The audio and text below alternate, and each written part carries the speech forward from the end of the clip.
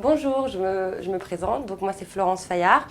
Je vous fais aujourd'hui la 4e conférence de LCA qui portera sur l'évaluation d'une méthode diagnostique. Donc c'est parti. L'évaluation d'une méthode diagnostique. Donc ce sera en 2 parties. Premièrement la correction de l'article et puis deuxièmement les questions type-réponse type sur ce type d'études. Alors l'article de cette conférence portait sur la coronarographie non invasive comparée au scanner multicoupe. C'était volontairement un peu difficile pour vous faire revoir les différents points un peu compliqués de ce type d'études qui en comportent pas mal.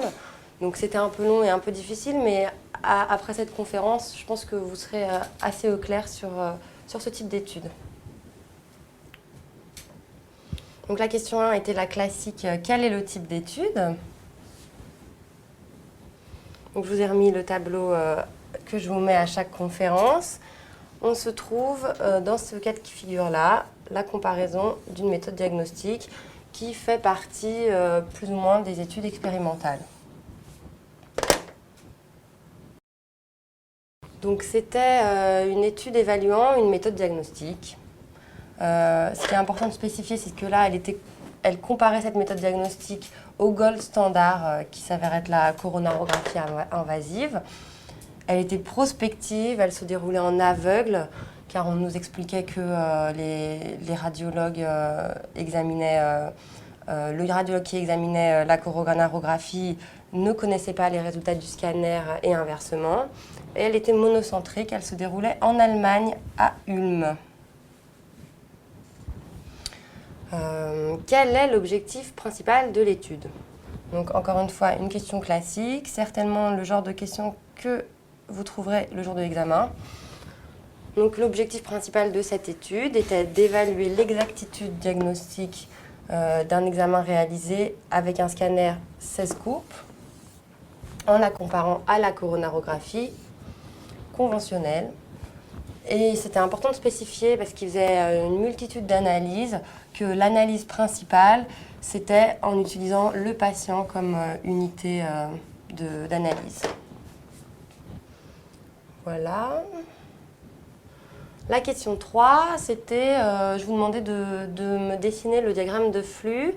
C'est une question qui est tombée aux ECN 2009, donc il faut savoir faire ce genre d'exercice. Et donc, puisqu'il y avait beaucoup d'analyses, je vous avais demandé de le faire pour l'analyse qui prenait le patient comme unité de mesure. Donc, il faut commencer avec le nombre de patients évalués. Donc, il y avait 128 patients évalués. Et sur ces 128, ils n'en ont gardé que 103 pour les inclure dans l'étude. Ça, c'est dû à donc, 25 exclus, donc, ce qui correspond quand même à un gros nombre d'exclus. Ça fait à peu près 20%, donc c'est pas rien, hein. Donc il faut faire tilt en voyant ça. Et puis donc bon, vous pouvez noter le détail. De toute façon, le jour de l'épreuve, vous avez le temps. Donc c'était des exclus pour des raisons diverses et variées. Des raisons techniques en fait, impossibilité de tenir une apnée puisqu'il nous expliquait que cet examen devait se faire en apnée de 25 secondes. Une allergie aux produits de contraste. La revascularisation chirurgicale récente, c'est quand même assez problématique parce que c'est fréquent dans la pathologie coronaire et donc ça limite quand même pas mal l'extrapolabilité de l'étude. Et puis c'était pas rien, c'était quand même 17 patients. Bon, donc après ces 103 patients recrutés bénéficiaient d'un scanner et d'une coronarographie. Et ensuite on analysait les résultats. Donc il y avait les 103 patients pour l'analyse totale, qui incluait tous les patients, et puis 75 patients, qui étaient les patients pour lesquels la couverture de l'arbre coronaire était complète, parce que, en fait, il y a eu quand même 28 patients pour lesquels le scanner n'a pas été capable d'offrir une couverture complète de l'arbre, donc ceci était exclu de cette analyse.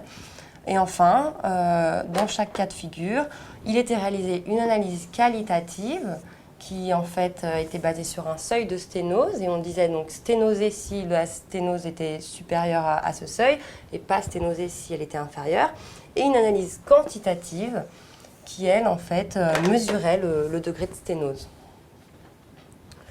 Voilà. La question 4, c'est donc la question la plus classique de ce type d'étude. Faites le tableau de contingence de l'analyse par patient, celle qui incluait tous les patients, donc les 103 patients. Donc le tableau de contingence, c'est toujours sous cette forme. Il y a d'une part le test de référence, l'examen de référence, d'autre part l'examen testé. Et donc plus c'est pour il y a une sténose, négatif c'est pour il n'y a pas de sténose. Et la même chose pour le scanner. Donc d'après l'article, on retrouvait les chiffres. Voilà, 56, 7, 38, 2. Et ça nous permettait de retrouver les totaux, etc. Et on pouvait vérifier qu'on avait bien tout le monde, nos 103 patients. Donc ça c'est assez simple, hein, mais il faut savoir le faire. Alors ensuite, question 5. Les auteurs nous disent qu'une seule image faussement négative au scanner ruinerait sa fiabilité potentielle. Cela sous-entend qu'ils préfèrent favoriser une bonne sensibilité, une bonne spécificité, une bonne valeur prédictive positive ou bien une bonne valeur prédictive négative. Donc en fait, ils nous expliquent qu'ils ne veulent pas de faux négatifs. C'est très important. Ils veulent qu'un scanner négatif puisse éliminer la sténose pour ne pas passer à côté de cette sténose. Bon, par contre, ils tolèrent mieux les faux positifs qui n'entraînent en fait que la réalisation d'une coronarographie pour vérifier. Et bon, même si la coronarographie est négative, c'est beaucoup moins grave que de passer à côté d'une sténose. Donc ceci rapproche le scanner dans cette situation du concept de test de dépistage. C'est l'examen de dépistage qui après va aiguiller vers la réalisation d'une coronarographie. Et comme tout test de dépistage, ce qu'on veut, c'est que premièrement, sa sensibilité soit vraiment la plus importante possible. Donc ils veulent la meilleure sensibilité possible. C'est-à-dire qu'ils veulent diagnostiquer le maximum de sténose et surtout ne laisser aucune sténose non diagnostiquée. Voilà, et donc par la même occasion, ils veulent la meilleure valeur prédictive négative possible. C'est-à-dire qu'une absence de sténose au scanner assure le fait qu'il n'y ait pas de sténose en réalité. Donc c'était les deux éléments sur lesquels ils voulaient vraiment que le scanner soit fiable. Donc après, je vous ai posé une question de calcul. Alors je sais que c'est dans les recommandations du CNC, ils expliquent qu'il ne peut pas y avoir de calcul posé. Mais bon, je pense qu'il ne faut pas forcément se fier à ce genre de phrases.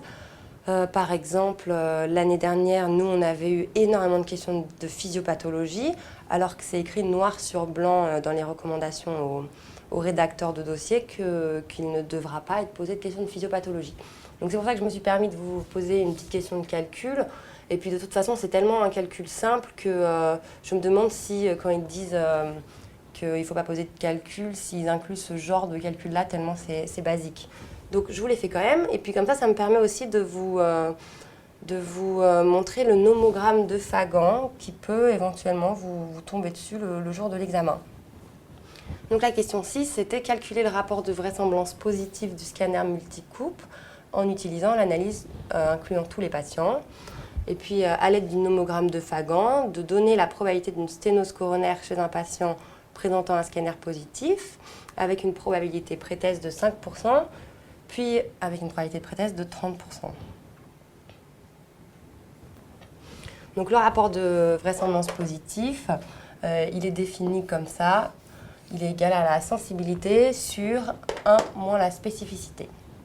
Donc en reprenant les valeurs qu'on trouvait dans l'article, on avait une sensibilité à 95, une spécificité à 97 et on trouvait un rapport de vraisemblance positif à 31,67. Alors voilà le fameux nomogramme de Fagan. Donc, je vous ai présenté dans l'encadré les légendes. Mon pretest likelihood pour les non-bilingues anglais, ça veut dire la probabilité pretest. Le likelihood ratio, c'est le rapport de vraisemblance. Et le post-test likelihood, c'est la probabilité post-test. Bon. Donc, je vous ai demandé premièrement de me mesurer à l'aide de ce graphique la probabilité post-test de l'existence d'une sténose chez un patient pour lequel le scanner est positif et qui avait une probabilité pré-test à 5%.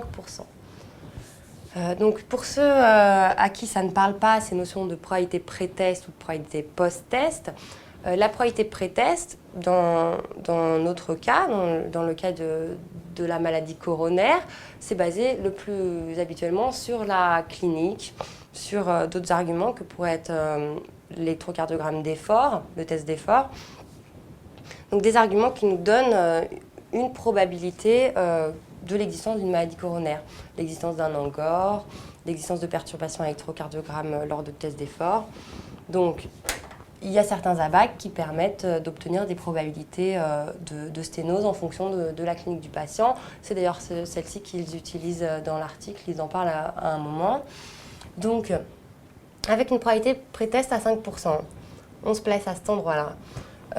On va tracer une règle on va tracer une droite, passant par 5%, et puis passant au niveau du rapport de vraisemblance par notre niveau de rapport de vraisemblance que nous avions calculé et qui s'avérait être à 31,67. Donc on trace sommairement une droite et ça nous permet de mesurer la probabilité post-test à l'endroit où cette droite croise la droite des probabilités post-test. Ce qui nous fait qu'un patient qui avait une faible probabilité, c'est-à-dire une probabilité juste de 5% d'avoir une sténose coronaire, si le scanner est positif et montre une sténose, nous pouvons dire qu'il a au final 60% de chance d'avoir réellement cette sténose coronaire. Donc pour une probabilité pré-test de 5%, on obtient une probabilité post-test de 60%. On fait la même chose pour un patient qui avait une probabilité pré-test de 30%. Donc on trace la ligne rouge en passant par 30% et en passant par un rapport de vraisemblance à 31. Et on obtient une probabilité post-test aux alentours de 92%. Donc on voit bien que finalement, la probabilité d'avoir une sténose au final après un examen, positif varie en fonction de la probabilité d'avoir cette sténose avant cet examen. C'est aussi un peu ce qu'on voit dans l'embolie pulmonaire, où il est très important de connaître la probabilité de cette embolie pulmonaire avant de pratiquer les dédimères, parce que dans certains cas, si la probabilité est trop forte, les dédimères n'ayant un rapport de vraisemblance que moyennement intéressant, et bien finalement, la probabilité post-test sera un mauvais reflet de la réelle probabilité de l'existence de l'EP. Voilà. Donc la question 7, faites l'analyse de la figure 5. Donc la figure 5, c'est une figure que vous pouvez retrouver assez fréquemment dans ce type d'études. Ça s'appelle un diagramme de Blount et Altman. Donc ça représente en fait la moyenne de la sténose mesurée par les deux examens. Donc on fait le chiffre de sténose mesuré en coronarographie invasive plus le chiffre de sténose mesuré au scanner, le tout divisé par 2, et on obtient donc les chiffres d'abscisse de nos différents points. En ordonnée, on a la différence des chiffres de sténose. Voilà, et donc chaque point ici correspond à un patient. Donc la figure 5 est un graphique de Blount-Altman, comparant les classifications des sténoses faites par le scanner multicoupe et par la coronarographie invasive conventionnelle. Comme d'habitude, donc vous recopiez la légende, vous présentez la figure comme si vous présentiez une iconographie dans un dossier clinique. Ensuite, vous la détaillez de manière très obsessionnelle. Donc, vous faites ce qu'on vient de faire. En abscisse, on trouve le chiffre de sténose moyen calculé à partir des résultats des 2 examens. En ordonnée, la différence des chiffres de sténose, donc scanographie moins coronarographie. On ne s'arrête pas là, on continue de décrire. On décrit tout ce qu'on voit, les points, les droites, etc. Donc les points correspondent à la lésion principale de chaque patient. Donc ça, vous le retrouviez dans le texte, là où était la référence de la figure. Donc c'est en fait, pour chaque patient, on a pris la lésion la plus sténosée, et donc c'est sur cette sténose qu'a été déterminé le point dans ce graphique. L'ordonnée des points sont plus proches de 0 quand la sténose est faible. Donc quand la sténose est inférieure à 10%, ou quand elle est très sévère, supérieure à 80%. Ceci reflète une meilleure précision du scanner à ces valeurs de sténose. Donc ça, je reviens sur la figure pour vous l'expliquer. Donc on voit ici qu'en fait, globalement, il y a un certain étalage des valeurs de différence. On voit donc que par exemple pour un certain patient, il y a même 60% de valeurs de sténose de différence entre la scanographie et la coronarographie. Ici c'est pareil, c'est beaucoup plus étalé. Alors qu'au centre, alors qu'à l'extérieur, là où la sténose est vraiment très sévère, donc plus de 80%, on voit que les valeurs sont quand même beaucoup plus proches de 0. Et c'est pareil pour les valeurs de sténose très faibles, inférieures à 20. Donc c'était ça que j'expliquais. Et donc ce diagramme de Blunt et Altman nous permet donc de voir la qualité diagnostique du scanner en fonction des différentes valeurs de sténose coronaire. Et donc on voit que pour certaines valeurs de sténose, il se rapproche plus de la valeur que donne la coronarographie. Je vous rappelle que si la différence est égale à 0, par exemple comme ce point-là, ça veut dire que le scanner a donné exactement le même chiffre de sténose que la coronarographie. Quand il est supérieur à 0, par exemple ici, ça veut dire que le scanner a donné un chiffre de sténose supérieur à celui que donnait la coronarographie. Et lorsqu'il est inférieur, l'inverse, le scanner a donné un chiffre de sténose inférieur à celui que donne la coronarographie. Donc je reviens à notre diapositive. Donc on en était là. Donc ceci nous explique, nous reflète une meilleure précision du scanner à ces valeurs de sténose. Donc on a une ligne continue en gras qui représente le biais. Cette ligne continue représentant le biais, c'est la moyenne des différences des scores de sténose, mesure donc par le scanner, moins mesure par la coronarographie interventionnelle. Et ce biais, en fait, il est égal à 12%. On peut le mesurer sur le graphique, et puis aussi ce chiffre nous est donné dans le texte. Donc ceci signifie que le scanner a tendance à surestimer la sténose de 12% par rapport à la coronarographie conventionnelle. Donc c'est important, ça nous montre que le scanner, globalement, dévie par rapport à la coronarographie et donnera toujours des valeurs de sténose plus importantes. L'intervalle de confiance de ce biais nous est donné, ce sont les lignes pointillées, et donc ça varie entre moins 19 et plus 43%. La largeur de cet intervalle de confiance n'est pas négligeable, et cela s'explique par le peu de patients de l'étude, 103 patients. Voilà. La question 8 portait sur une phrase des commentaires où les auteurs nous disaient qu'une optimisation du seuil a permis de montrer que le scanner pouvait détecter, alors je n'ai pas la phrase en tête, mais ça parlait des valeurs de sensibilité et de spécificité. Il nous expliquait qu'en changeant les seuils, on pouvait optimiser la sensibilité aux dépens de la spécificité, etc. Et donc je vous demandais quel outil a permis aux auteurs d'avancer ces chiffres. Donc cet outil, c'est la courbe ROC. Donc la courbe ROC, on va la détailler après dans les rappels. C'est vraiment l'outil qui permet de déterminer le seuil optimal que l'on va choisir pour un test. Ce seuil déterminant donc la valeur pathologique par rapport à la valeur non pathologique. Et ce seuil est extrêmement important. C'est lui qui déterminera la sensibilité et la spécificité du test. Dernière question, question 9. À la lumière de cet article, pensez-vous pouvoir remplacer la coronarographie par le scanner? Évidemment que non. Donc dans notre article, on a près de 30% des patients qui avaient une couverture incomplète de l'arbre coronaire par le scanner. C'est quand même complètement inacceptable hein, parce qu'on veut pas voir, on veut voir toutes les coronaires du patient pour pouvoir éliminer l'existence d'une sténose. C'est ce qu'on a dit, c'est un test de dépistage et donc on ne peut pas se satisfaire d'une couverture partielle. Et ça concerne quand même un certain nombre de patients. Donc ça, c'est un premier argument. Le deuxième argument, c'est qu'il y avait quand même près de 20% de patients qui étaient sélectionnés, qui ont été exclus de l'étude pour des raisons variées, donc des raisons techniques comme on l'a vu, puis d'autres raisons, enfin c'était essentiellement des raisons techniques, mais donc c'est beaucoup trop.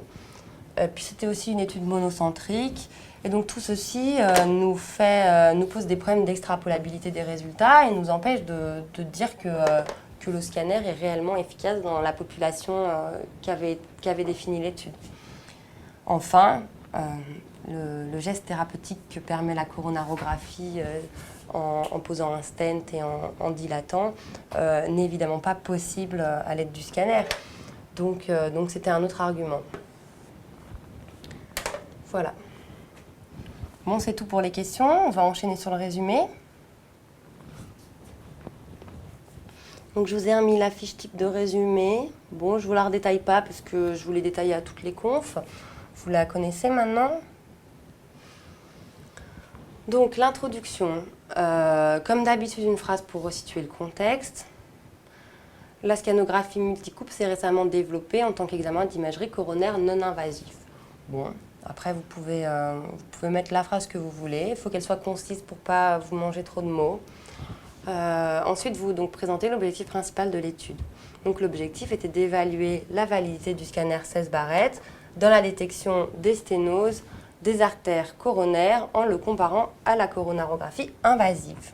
Donc là, vous êtes assez complet.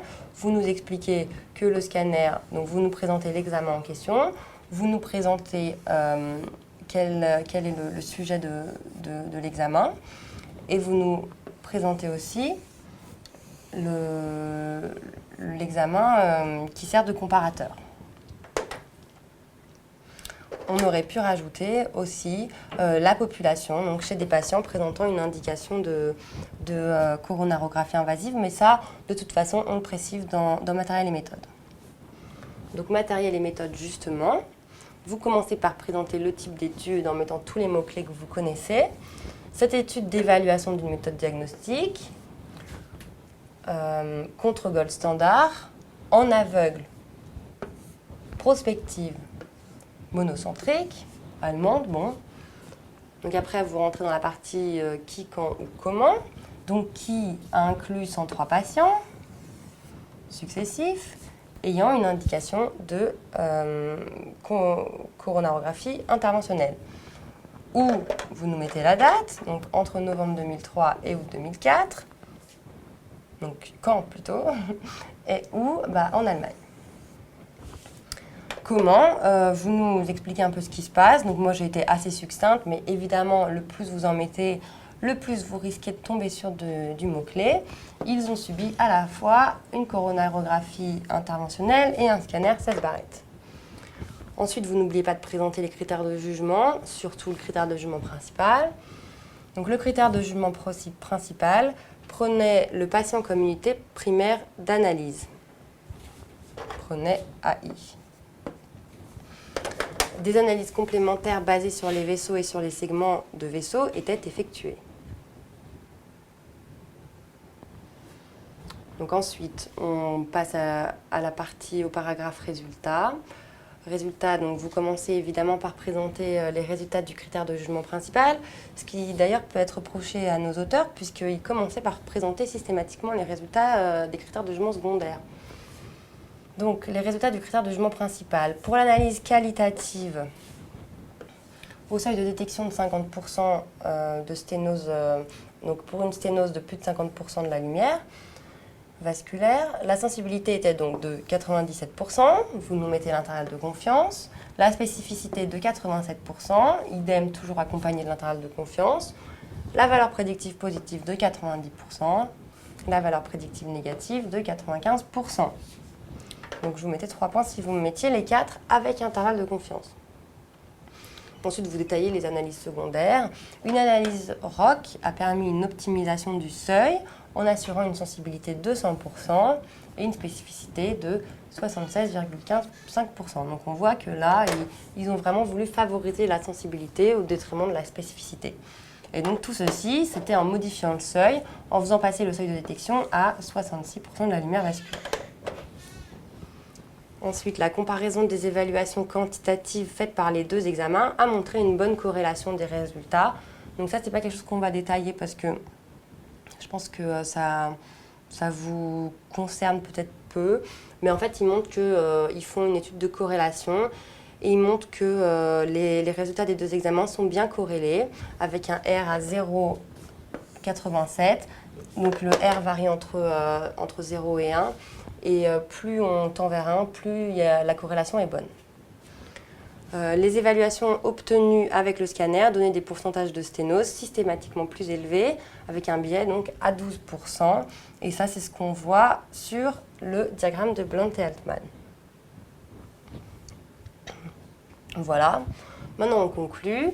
Donc, on met le résultat du critère de jugement principal, la fiabilité du scanner multicoupe pour détecter de manière non invasive une obstruction suspectée des artères coronaires est bonne.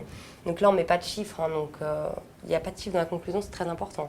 Donc vous mettez que vous êtes satisfait de cet examen, puis vous mettez une phrase d'ouverture. Cette technologie prometteuse a le potentiel pour venir compléter la coronarographie invasive. Donc compléter et bien sûr pas remplacer. Hein. Voilà, voilà. C'est tout pour cet article. Donc on passe au rappel.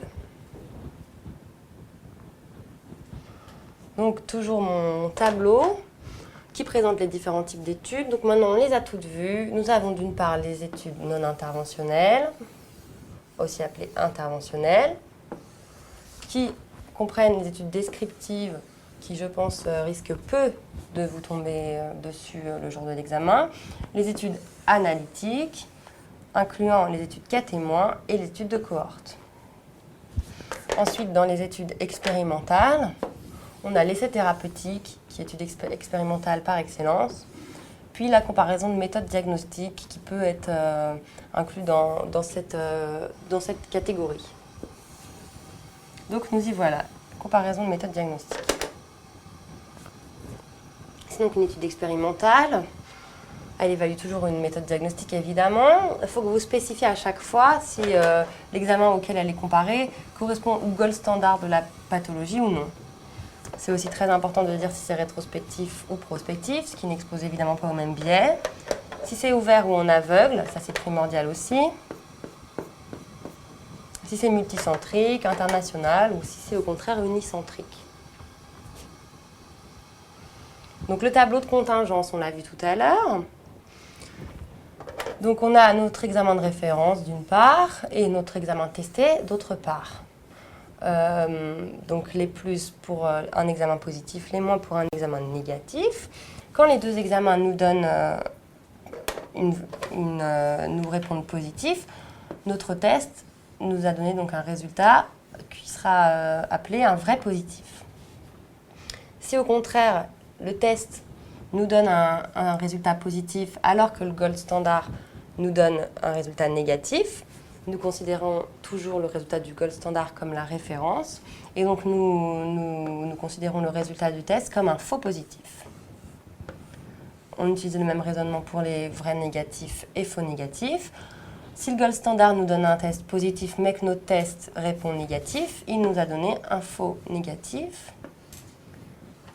Et l'inverse, si tous les deux nous donnent un résultat négatif, notre test a bien répondu négatif et donc c'est un vrai négatif.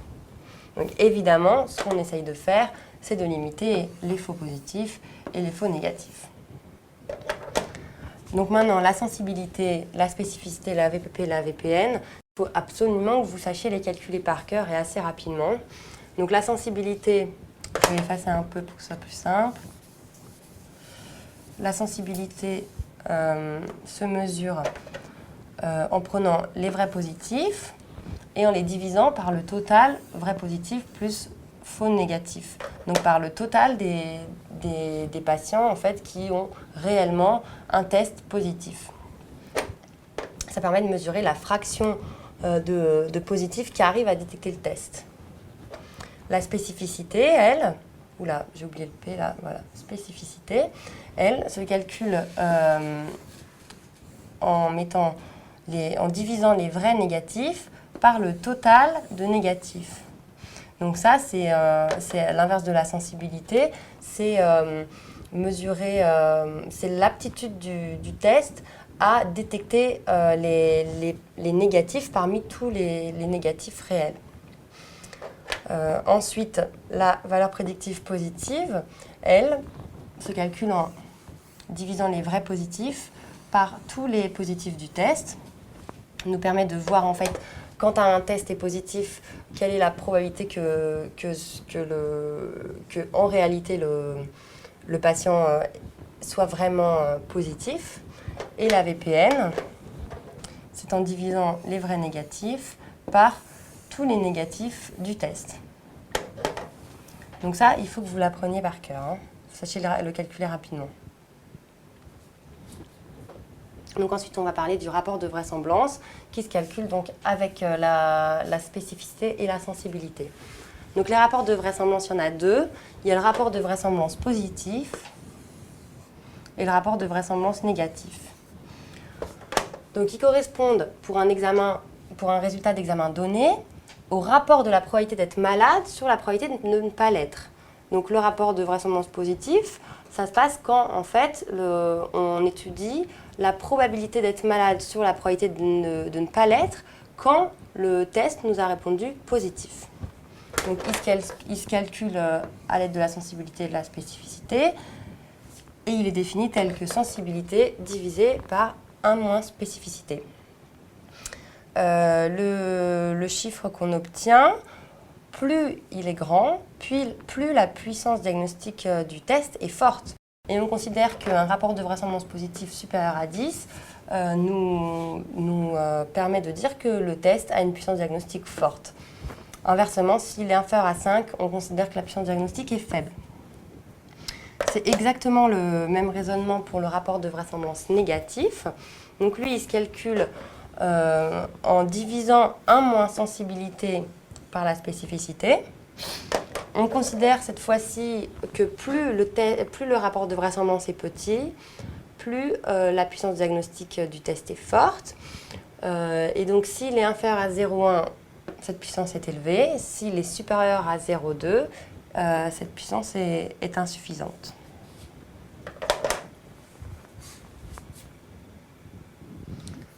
Donc le nomogramme de Fagan. Donc le nomogramme de Fagan, on l'a vu au cours des réponses à l'article. Donc là, je vous reparle un peu de notre résultat. Nous, on avait un rapport de vraisemblance positif à 32. Donc ça voulait dire qu'avec un scanner positif, on a 32 fois plus de chances d'avoir une sténose à la coronarographie conventionnelle que de ne pas en avoir. Donc c'est assez informatif.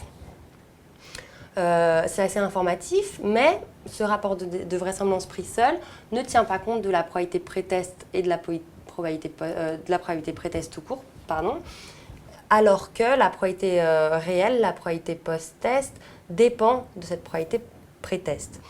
Donc le nomogramme de Fagan permet de prendre en compte et le rapport de vraisemblance et la probabilité pré-test pour approcher vraiment au mieux la probabilité, après avoir fait ce test, d'avoir effectivement la sténose ou le P ou je ne sais quoi après n'importe quel test.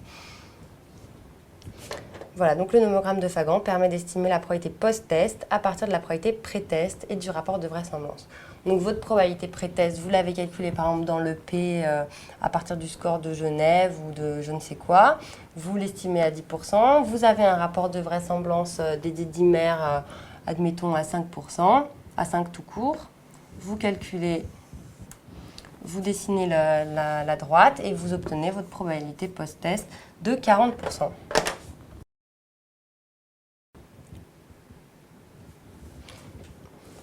Donc ensuite, on va parler un peu de la courbe ROC. Donc la courbe ROC, elle est utilisée en fait quand un examen nous fournit des résultats de type continu. Donc une variable continue c'est une variable qui n'est pas discrète, qui n'est pas catégorielle, qui nous donne des résultats ici comme le scanner en degrés de sténose. Donc ça va de 0% de sténose à 100% de sténose. Donc ça, c'est très intéressant comme type de résultat. Mais après, dans la pratique quotidienne, ce qu'on aime bien, c'est est-ce qu'il y a une sténose, est-ce qu'il n'y en a pas. Donc on veut binariser notre variable, c'est-à-dire on veut la catégoriser. Donc il nous faut un seuil pour définir la zone pathologique et la zone non pathologique. Donc la courbe ROC va nous permettre de choisir ce seuil de la manière la plus optimale possible, en maximisant la sensibilité et la spécificité, ou bien en favorisant l'un de ces paramètres, ce qui était le cas chez nous. On faisait un test de dépistage, donc on voulait absolument favoriser la sensibilité. Maintenant, on aurait été, c'est souvent l'exemple qui est donné, dans une maladie très grave où on ne peut pas se permettre de donner un diagnostic à un patient alors qu'en réalité il n'est pas malade parce que ça consiste en un choc émotionnel trop important, c'est sous le cas par exemple du VIH. Dans ce cas-là, le test diagnostic de VIH ne peut pas se permettre de donner des faux positifs. Et donc dans ce cas-là, on cherche à maximiser la spécificité et la VPP. Alors que dans notre cas, c'était la sensibilité et la VPN.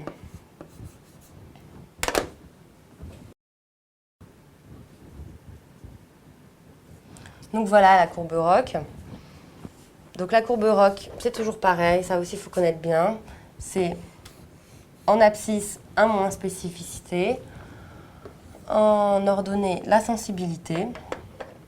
Et ensuite, on obtient donc une courbe avec les différents seuils qui donne, donc en fonction de la qualité du test, une courbe plus ou moins vers le haut. Sachant qu'un mauvais test, c'est cette courbe-ci. Ça, c'est vraiment un test inutile. Et le meilleur test serait un test qui pourrait vraiment suivre les droites que j'ai dessinées les deux segments que j'ai dessinés en vert. Mais c'est très difficile. Généralement, on obtient des courbes plus comme la courbe noire. Donc, le point maximal de sensibilité et de spécificité sur la courbe noire, en fait, c'est le point le plus proche du coin supérieur gauche. Donc, en fait, c'est celui-ci. Oula, attendez, j'efface.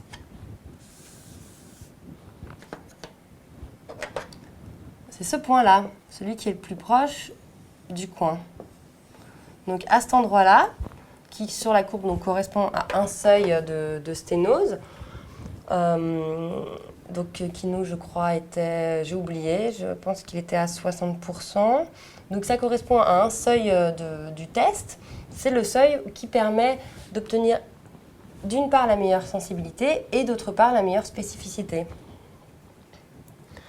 Mais on ne veut pas toujours la meilleure sensibilité et la meilleure spécificité. Des fois, on veut vraiment que la sensibilité soit vraiment au maximum, alors qu'on tolère une spécificité moins bonne. Et donc, on va faire varier, on va essayer d'augmenter la sensibilité, donc en déplaçant le seuil,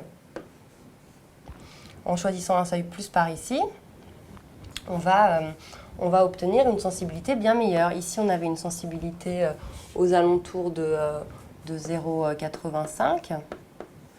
En déviant comme ça nous permet d'obtenir un 0,95.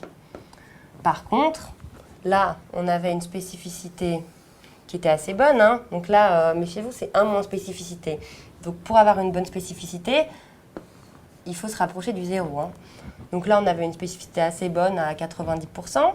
Et là, par contre, en déviant, on a beaucoup descendu et on obtient 55% de spécificité. Donc c'est aussi à l'investigateur de choisir son seuil et de bien réfléchir à ce qu'il veut, à ce qu'il préfère favoriser, la spécificité, la sensibilité ou les deux. Donc pour une maladie pour laquelle on ne veut pas passer à côté d'un cas, on favorisera la sensibilité, comme dans notre étude. Par contre, pour une maladie pour laquelle on ne veut pas de faux positifs, on favorisera la spécificité. Et donc le seuil, varie comme ça sur cette courbe. Donc ici, par exemple, on est pour un seuil de sténose on a augmenté donc le seuil, on a diminué en fait le seuil. On a une sténose ici qui est bien plus importante que là. C'est une sténose, on va dire, à 70%, alors qu'ici c'était 60%.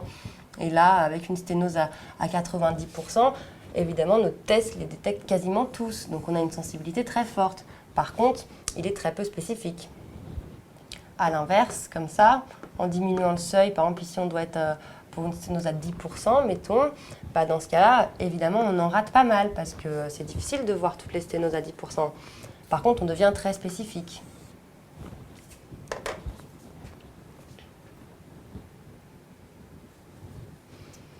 Donc le diagramme de Blunt et Altman. Donc on l'a bien vu tout à l'heure.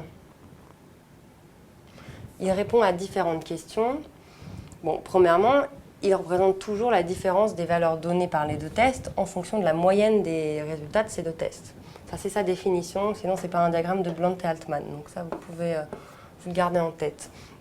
Il permet d'étudier trois choses. Le biais, comme on l'a vu dans notre étude, on a vu que notre biais était en moyenne à 12%.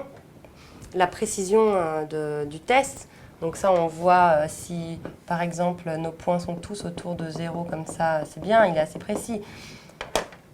Mais si c'est comme ça, on voit que c'est pas très précis. Dans le cas du diagramme bleu, là, le test n'est pas précis et un très gros écart type. Donc ça nous permet aussi d'étudier la précision.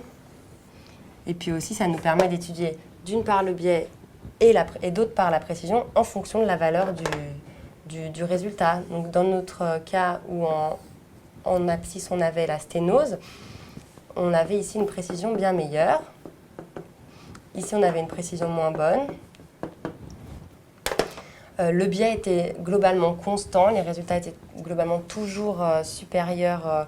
Le degré de sténose donné par le scanner était toujours supérieur au degré de sténose donné par la coronarographie. Mais ce n'est pas forcément le cas. On peut imaginer que pour un troisième examen, on ait pour des valeurs de sténose très faibles des résultats donnés par ce troisième examen qui soient toujours supérieurs aux résultats de la coronarographie, et puis pour des valeurs de sténose très sévères, qui les sous-estiment systématiquement. Donc ça nous donne aussi cette information, voir le biais en fonction du degré de sténose et du seuil à choisir. Ça va aussi aider le choix du seuil. Voilà. Bon, maintenant, on va parler un tout petit peu des biais de l'étude d'une méthode diagnostique pour terminer. Donc, il y a toujours les mêmes types de biais. Ça ne change pas. C'est les biais de sélection, les biais de confusion, les biais de classement et de mesure. Donc là, dans le biais de classement et de mesure, c'est essentiellement le non-respect de l'aveugle. Les biais de confusion, c'est toujours pareil. C'est secondaire 1, facteur de confusion. Donc ça, il faut bien étudier la population, etc. La population inclue dans l'étude. En plus, on est dans une étude où, évidemment, rien n'est randomisé, donc il faut se méfier. Ensuite, les biais de sélection, donc c'est le recrutement. Quelle population a été inclue dans l'étude? Est-ce qu'elle correspond réellement à celle que l'on veut étudier? Et enfin, très important, la prévalence de la maladie dans notre population est-elle la même que celle que l'on pense avoir dans la population réelle? Parce que la prévalence de la maladie font varier, comme vous le savez, la VPP et la VPN. Plus la prévalence de la maladie est élevée, plus la VPP va augmenter. Plus la prévalence de la maladie est faible et est élevée, plus la VPN va diminuer. Donc si la prévalence de la maladie dans notre étude n'est pas la même que dans la population globale, en fait, qui concerne les patients que l'on veut soigner, ben on aura des valeurs de VPP et de VPN erronées. Donc c'est une question qu'il faut toujours se poser, quelle est la prévalence de la maladie dans notre étude? Est-ce qu'elle correspond à celle que l'on connaît en population générale? Voilà, bah c'est fini. C'était la dernière conférence de LCA de ce cycle. Donc je vous souhaite un très bon courage pour les épreuves qui approchent et plein de bonnes choses. Et je vous invite à réfléchir à la spécialité santé publique qui offre des terrains de stage très intéressants. Moi, là, pour le deuxième semestre, au mois de mai, je partirai 6 mois en Thaïlande étudier le VIH et le cancer du col là-bas. Donc c'est une opportunité que vous n'aurez pas forcément dans d'autres spécialités. Donc si ça vous intéresse les voyages, venez en santé publique. Vous aurez de belles opportunités. Voilà, au revoir.